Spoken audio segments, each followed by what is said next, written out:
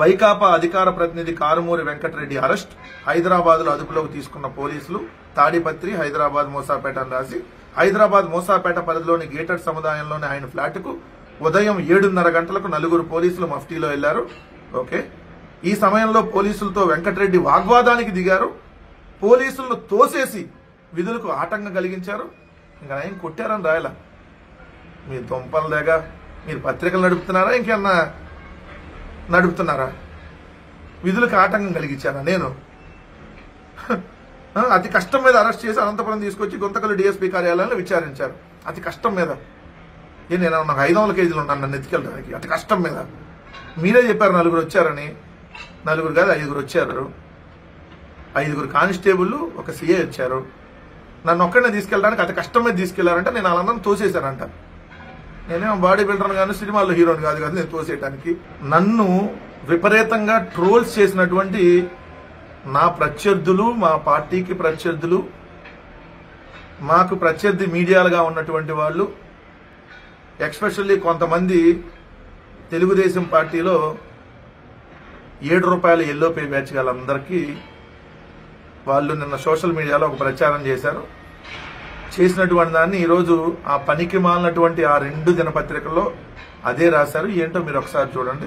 ఆంధ్రజ్యోతి ఇది ఇంకా సునకానందం వంతు. తెలుగుదేశంలో పనికి మాలిన 7 రూపాయల ఎల్లో పే బ్యాచ్ పెట్టింది వీళ్ళు రాసేయటం. తాడిపత్రి రూరల్ సీఏ శివగంగాధర్ రెడ్డి సిబ్బంది హైదరాబాద్ లోని అరెస్ట్ చేసిన సందర్భంగా వెంకటరెడ్డి గట్టిగా ప్రతిఘటించారని, బాత్రూమ్ లోకి వెళ్లి హార్పిక్ డబ్బా తెచ్చుకుని అది తాగి చనిపోతానంటూ బెదిరించారని తెలిసింది.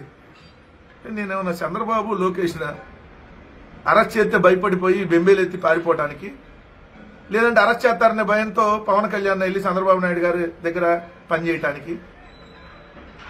జగన్మోహన్ రెడ్డి గారి పార్టీలో నికార్సైన కార్యకర్తనే. అరే మా నాయకుడు కానీ మేము కానీ ఏ రోజు జైలుకి వెళ్లేదానికి సంబంధించి భయపడినటువంటి లేదు. 16 ఏళ్ళు మా నాయకుడిని జైల్లో పెట్టారు.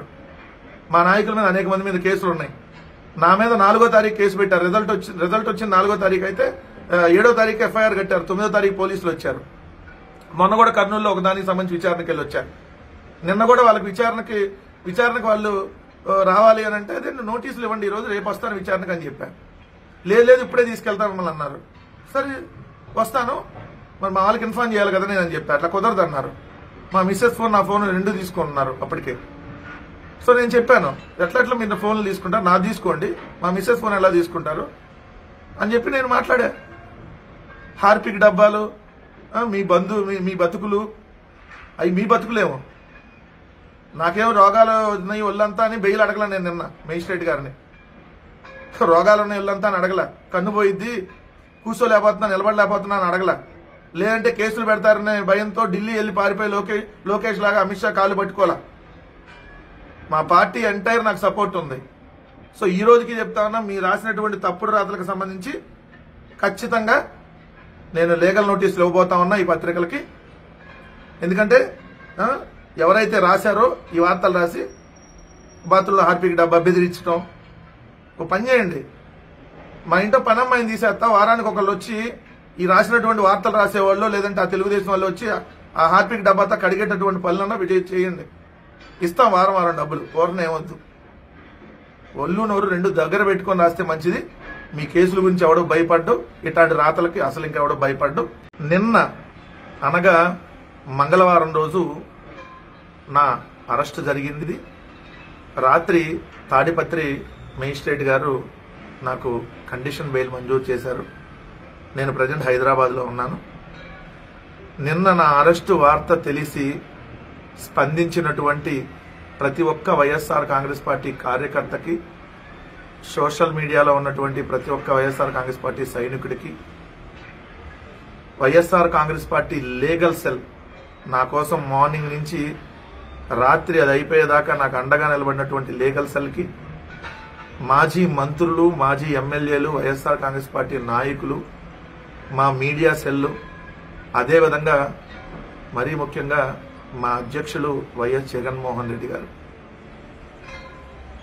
నా అరెస్టు విషయం తెలియగానే జగన్మోహన్ రెడ్డి గారు ఏదైతే ఇచ్చినటువంటి ఇన్స్ట్రక్షన్స్, వైఎస్ఆర్ కాంగ్రెస్ పార్టీ అధికార ప్రతినిధి వెంకటరెడ్డిని అరెస్ట్ చేస్తారా, సో ఎట్టి పరిస్థితుల్లో మీరేం చేస్తారో తెలియదు.